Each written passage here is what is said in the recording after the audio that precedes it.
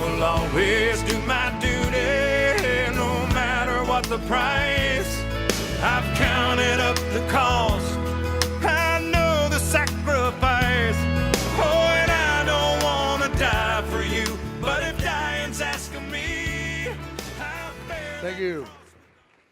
Man, I get to come to Colorado today, and I get to speak to a room full of red-blooded Christian conservative Americans, and that is awesome. Because when they first told me, I was like, you must have the wrong number. Surely I'm not going there to do this. But then I get here, and this is absolutely amazing. And so when I do speak, I always try to have some kind of message to portray, to get across.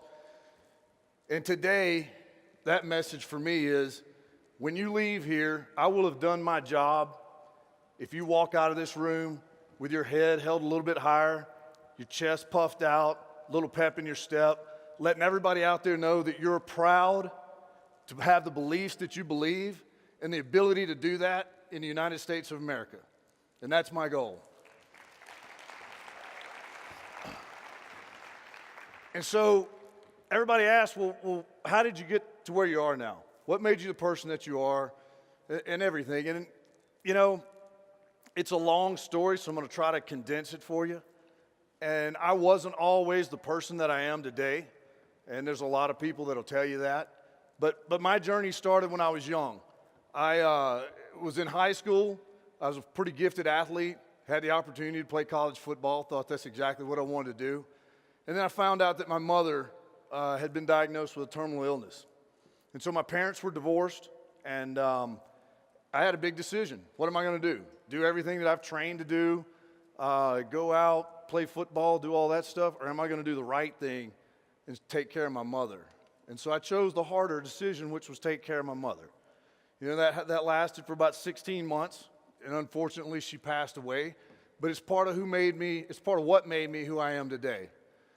So I went ahead and I sat around for a minute, and I was like, what am I going to do now? And so I decided to go to college. But I realized I got to work my way through college.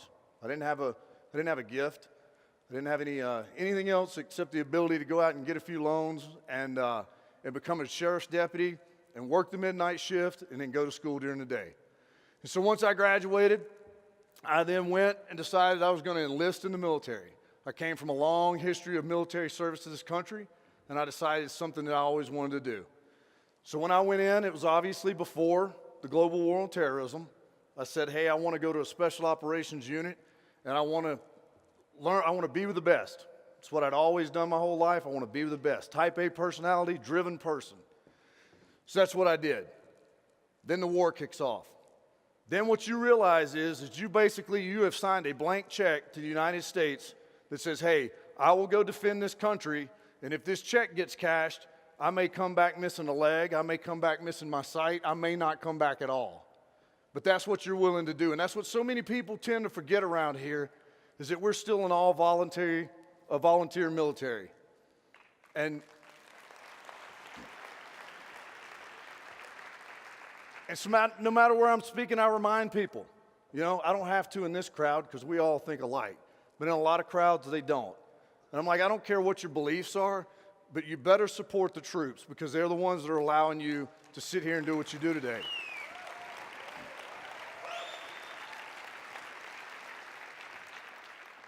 So the war kicks off. Start deploying, go over a couple times, everything's fine. My personality, I start getting that sense of invincibility. Not a good thing to do in a war zone, all right?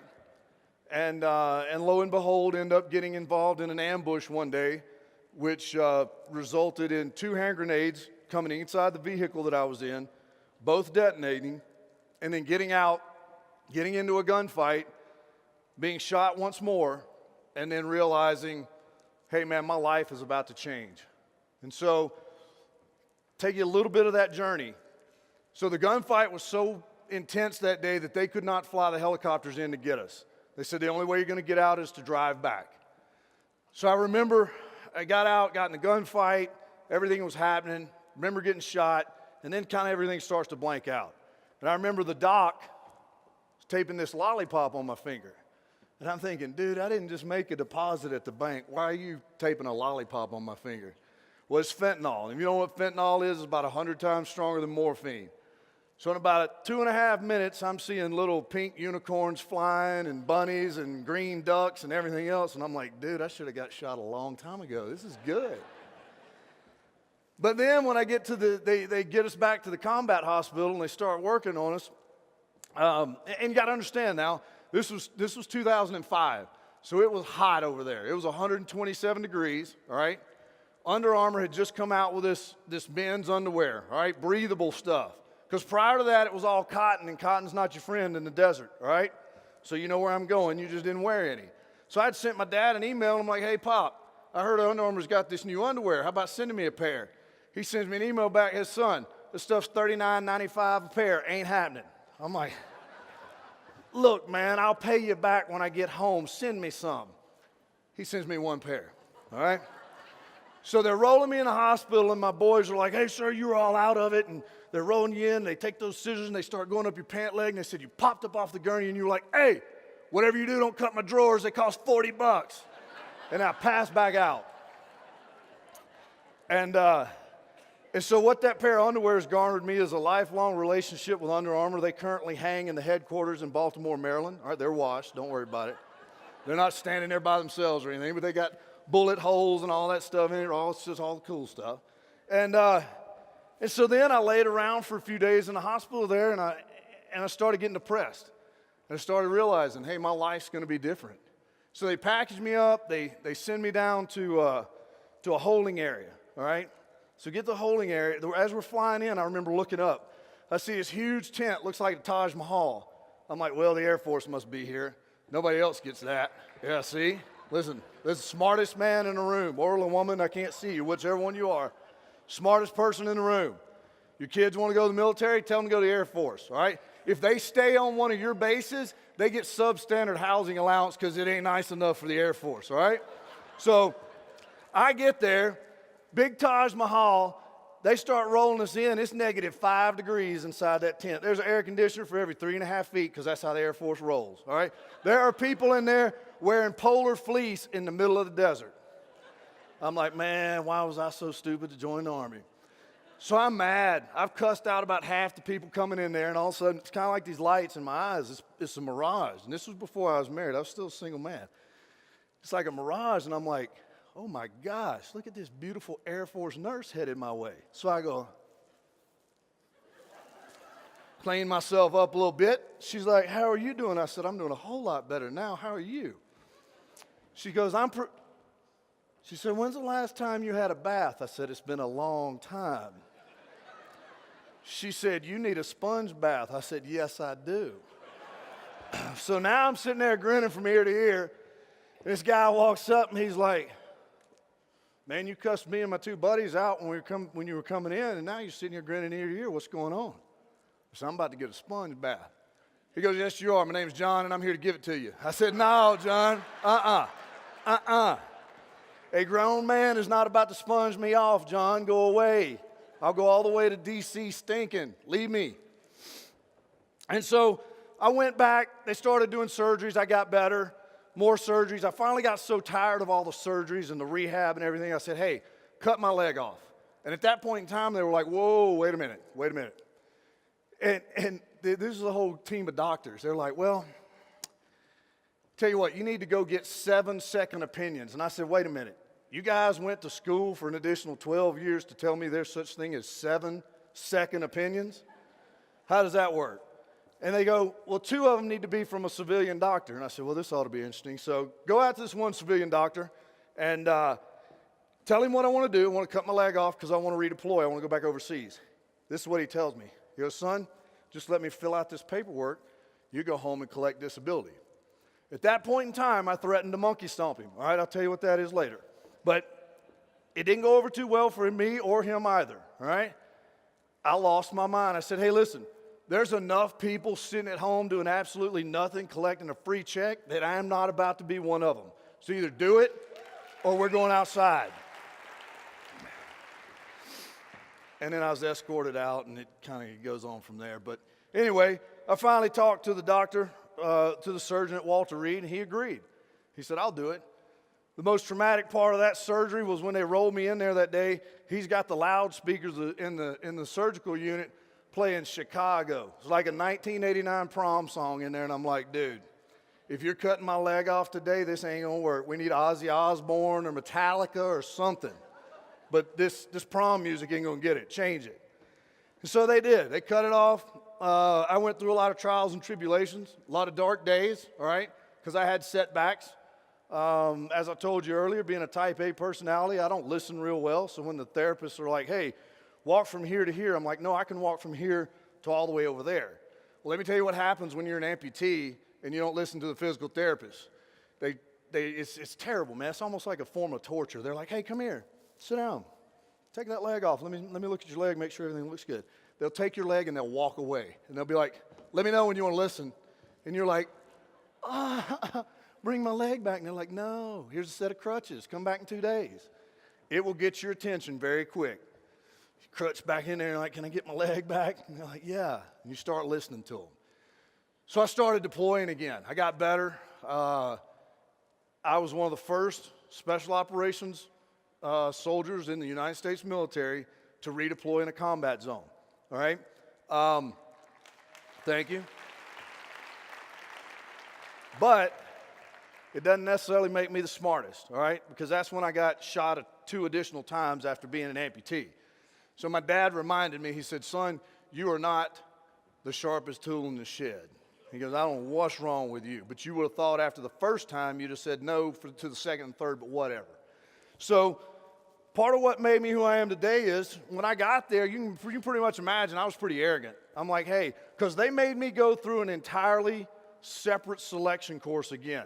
Nobody wanted to sign off on a guy with one leg going back into combat.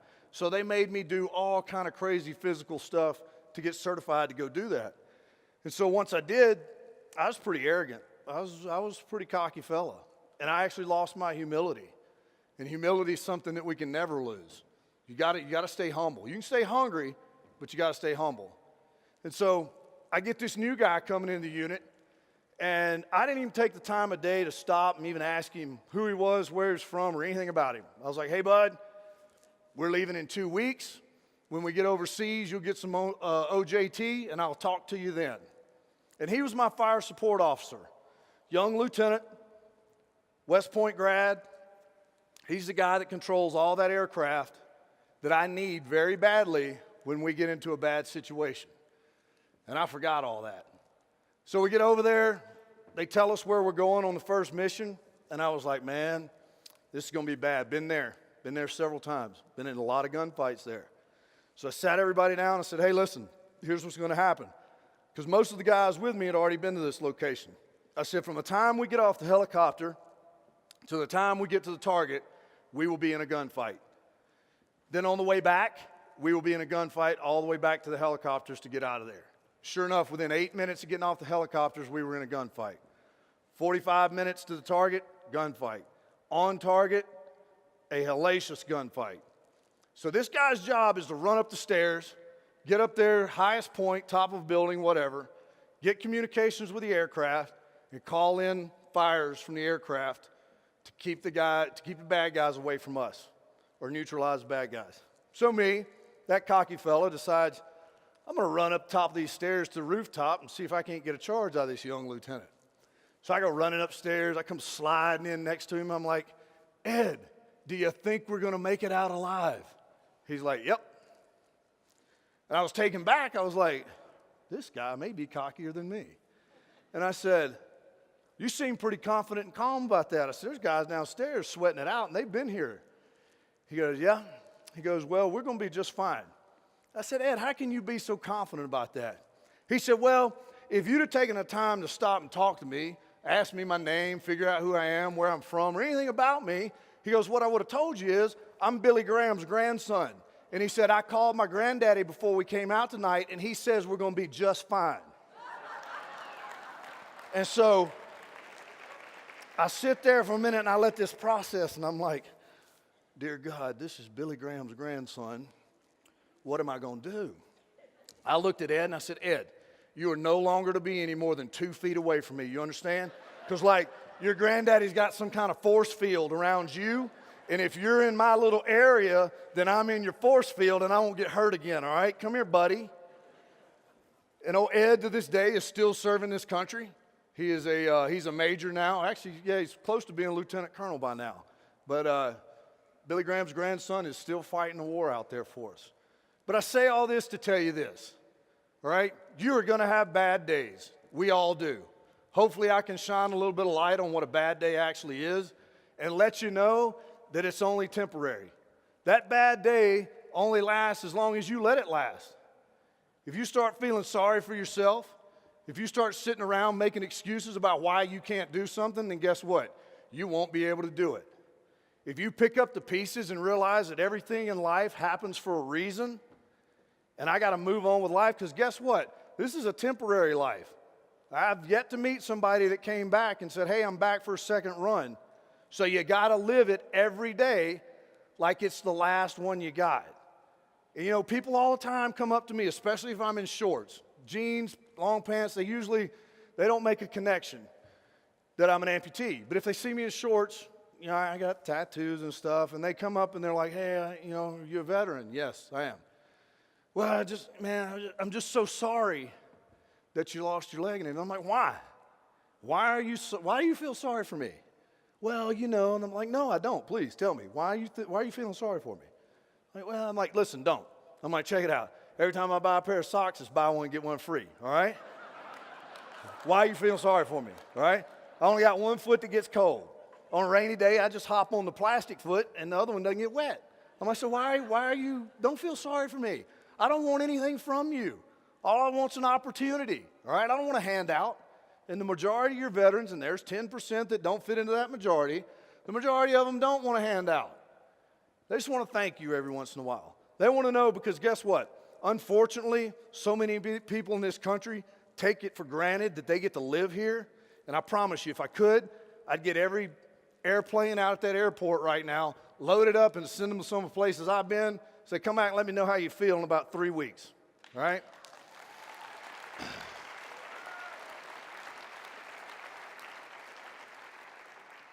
So we tend to forget about that. And then one other thing we tend to forget about is teamwork. And teamwork goes, whether it's at the workplace, whether it's at your church, whether doing whatever you're doing that requires more than one person to get that mission accomplished. We forget about teamwork. And when I do corporate events, I ask people all the time, like, anybody know what teamwork is? And they're like, oh, yeah, I know what teamwork is. I'm like, no, you don't. No, you don't. It's taking care of the person to your right and to your left. That's what it is. And when I really get good looks, is when I'm talking to a professional or a collegiate athletic team. And I'll pick out the best player in the group. Say, hey, man, you're really good. What makes you so good? Well, I eat right. I work out 6 times a day, you know, and I do all this. And I'm like, they never stop and say, what makes me good is the people around me. And so I call them out. I'm like, no, you eating good and working out 6 times a day, that's not why you're good. You're good because those other people on the right and left decide to do their job that day. So you need to be thanking them more than sitting here patting yourself on the back. And I get some pretty crazy looks because nobody talks to these guys like that, right? I do. If they start acting up, my leg's kind of like a boomerang. I just sling it off and take them out and bring it back around. So it's good. But no, if I can leave you with anything today, understand that no matter what, although you don't understand it at the moment, and it's painful and it hurts, if something bad's happening in your life, it's happening for a reason, right? There will be a brighter side. You just have to be the bigger person and say, I'm not going to let this get me down. I'm going to pick myself up, dust myself off, and I'm going to continue on with life, and I'm not only going to make it better for me, but I'm going to make it better for the people that are around me. And if you think about it, if everybody would do that, this whole place would be a whole lot better to live in, all right? Wouldn't be so negative all the time. It's going to happen, and you know what? Everybody in here is going to fail at some point in time. And people ask me, they're like, well, you know, how do you accept failure? I'm like, I don't. They're like, so you telling me you never failed? I said, no. I said, I don't accept failure. And they say, well, explain. I don't understand. It's easy, right? We're all going to fail doing something in life. But the only time you're a failure is when you start blaming it on other people. When you start passing that blame, you just became a failure, right? Be a person Be a grown-up, be an adult, be a young adult, and say, hey, I made a mistake, I did this, I know what I did, it's not going to happen again, and move on in life.